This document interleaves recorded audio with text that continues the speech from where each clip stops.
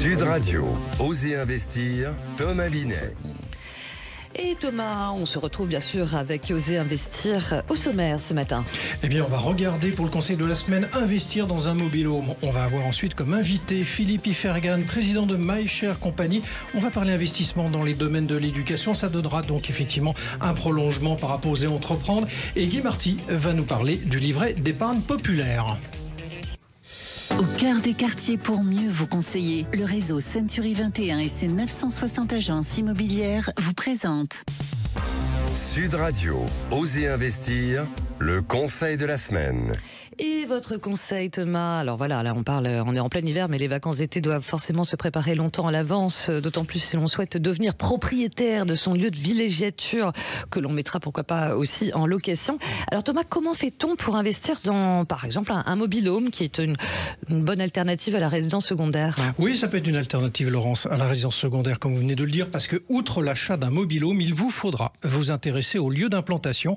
Et là, les obligations sont bien présentes. L'arrêté Pinel de 2014 vous oblige à installer votre mobil-home dans un camping, un parc résidentiel de loisirs ou un centre de vacances. Alors pour cela, il vous faudra acquitter un loyer variant entre 1 500 et 7 000 euros par an en fonction de l'implantation et de la surface occupée. Bon, alors j'imagine qu'il faut faire attention peut-être à certaines choses, non? Oui, il y a plein de critères. Alors je vais vous en citer quelques-uns. D'abord, les conditions de location sont à regarder avec beaucoup de précautions. La clause d'ancienneté. Le bail peut ne pas être renouvelé en raison de l'âge de votre mobil-home s'il dépasse 15 à 20 ans. Les restrictions d'usage limitant l'utilisation à vous et à votre famille, empêchant toute nature de location, et les coûts de raccordement si votre mobil-home vient de l'extérieur.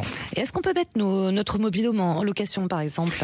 Absolument, et cela vous permettra d'ailleurs de réduire les coûts. Ainsi, vous donnerez mandat à l'exploitant du camping en contrepartie d'une commission variant entre 20 et 40%. Il s'occupe de la commercialisation, de l'état des lieux et du ménage. Ne cherchez pas le profit, mais à neutraliser les charges avec sa mise en location. Voilà, et pour terminer, Thomas, forcément une question qui va intéresser nos auditeurs. Combien ça coûte? Combien coûte un mobil-home? Si vous voulez en acquérir un, Laurence, il vous faudra débourser entre 30 à 80 000 euros pour une gamme résidentielle bien équipée. Mais vous pouvez quand même en trouver d'occasion entre quelques milliers et 30 000 euros. Parfait. Allez, c'est l'heure de retrouver l'invité, votre invité de la semaine. Thomas, nous sommes avec Philippe Ifergan, président de MyShare Company, pour parler d'investissement dans l'éducation. D'ailleurs, votre invité a créé récemment une société civile de placement immobilier qui s'appelle MyShare Éducation. Et c'est votre invité. Bonjour. Bonjour Philippe Ifergan. Alors, on va commencer par un sujet qui est toujours nécessaire quand on commence des interviews sur les SCPI, Société civile de placement immobilier. Dites-nous, c'est quoi en quelques mots? En quelques mots, c'est une grosse SCI, Société civile immobilière, qui fait appel public à l'épargne, donc auprès de particuliers la plupart du temps. Avec les fonds collectés, nous achetons des immeubles que nous gérons, donc nous les louons, nous encaissons les loyers, nous payons les charges. Et le cash flow résiduel, nous le reversons sous forme de dividendes à un taux de rendement qui est le taux de rendement de marché ou supérieur au marché. Alors justement, on va en parler dans quelques instants de tout ça, parce que vous avez une activité dans l'éducation. Mais avant d'aller là-dessus et avant toute chose, 2023 a été une année un peu difficile pour les SCPI, tout le monde l'a suivi de près pour ceux qui s'y intéressent. Vous pensez 2024 sur le même rythme que 2023 ou ça va s'améliorer? Personnellement, je pense que le premier semestre va être encore un petit peu difficile.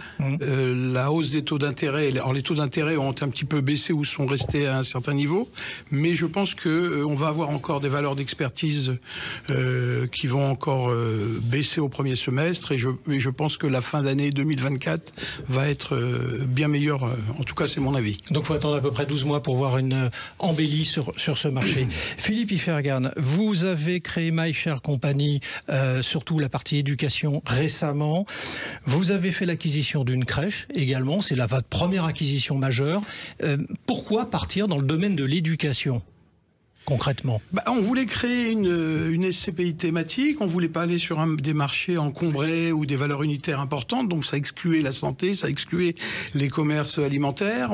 On n'a pas dans notre feuille de route la possibilité de faire du résidentiel, et donc l'éducation cochait à peu près toutes les cases d'un produit qui pourrait être distribué par nos réseaux. Alors vous voulez aussi investir dans l'enseignement supérieur, je crois. Alors voilà, la stratégie c'est l'enseignement supérieur, les centres de formation professionnelle, d'apprentissage, la recherche, ça peut être aussi les écoles primaires, secondaires, et puis aussi des locaux à usage mixte qui mêlent locaux d'enseignement, espaces de vie, crèches, résidences étudiantes et autres, et commerces. Et voilà. Et pourquoi avoir investi, pourquoi partir dans le domaine de l'éducation en tant que tel? En quoi c'est un bon placement d'acheter ce type d'actifs? Écoutez, alors c'est vrai que c'est une typologie d'actifs qui a pris son importance là depuis quelques années. En 20 ans, le nombre d'étudiants inscrits en enseignement supérieur privé a doublé. Ça représente à peu près 25% des effectifs étudiants. Et si on regarde par exemple les chiffres depuis l'année dernière, la dernière rentrée, on a plus 4% dans l'enseignement supérieur privé. Et là, je parle en France, alors que dans les effectifs du public, ça a plutôt tendance à baisser.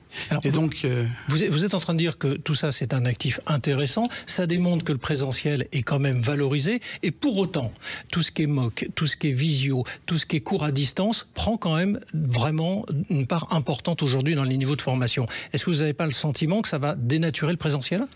Non, parce qu'il y a, c'est plutôt les locaux, l'organisation des locaux qui vont changer, la connectique et qui vont permettre justement cette mixité entre le présentiel et le distanciel.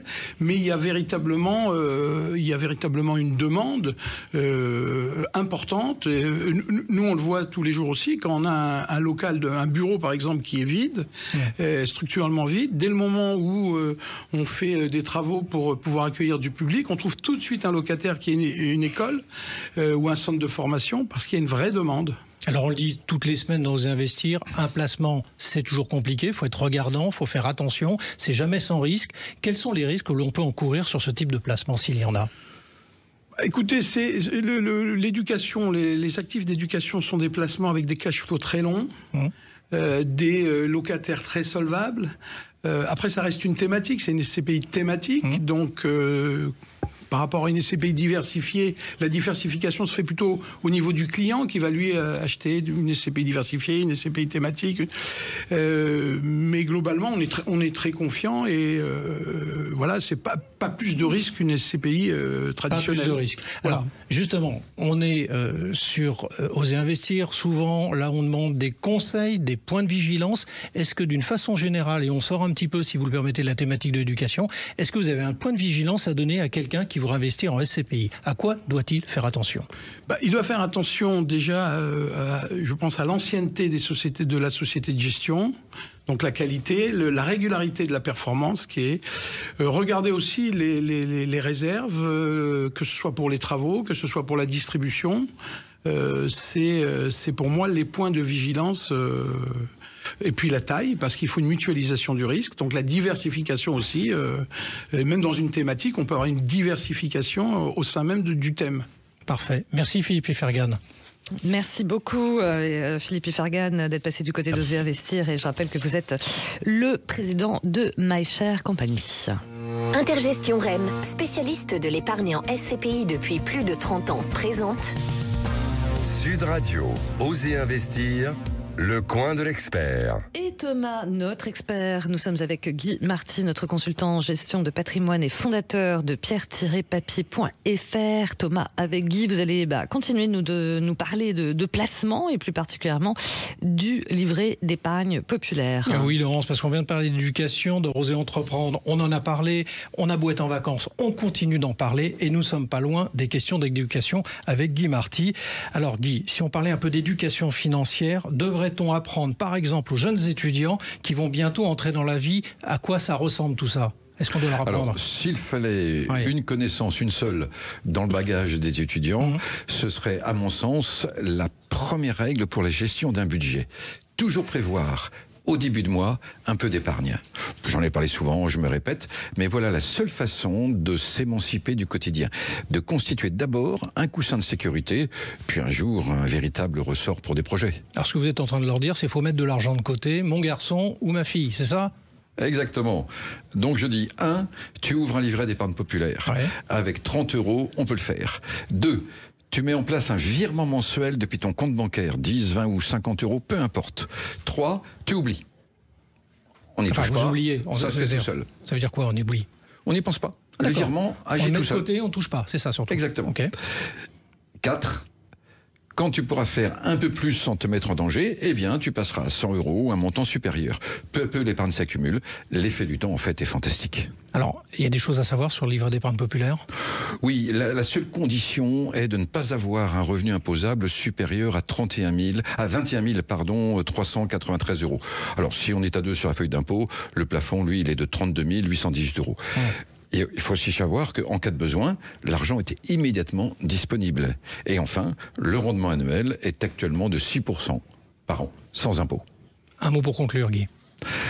Le plafond sur ce livret d'épargne populaire là, est de 10 000 €. Alors ensuite, il faudra passer à autre chose, il faudra peut-être apprendre. On en revient aux questions d'éducation. Très bien. Merci beaucoup Guy Marty, toujours aussi clair. Hein. Merci à vous tous, merci mon cher Thomas, puis on se retrouve le week-end prochain. Forcément. Bon réveillon. On aura changé d'année. Hein. Et ben voilà, allez, merci, au week-end prochain. Sud Radio, Osez investir, Thomas Binet.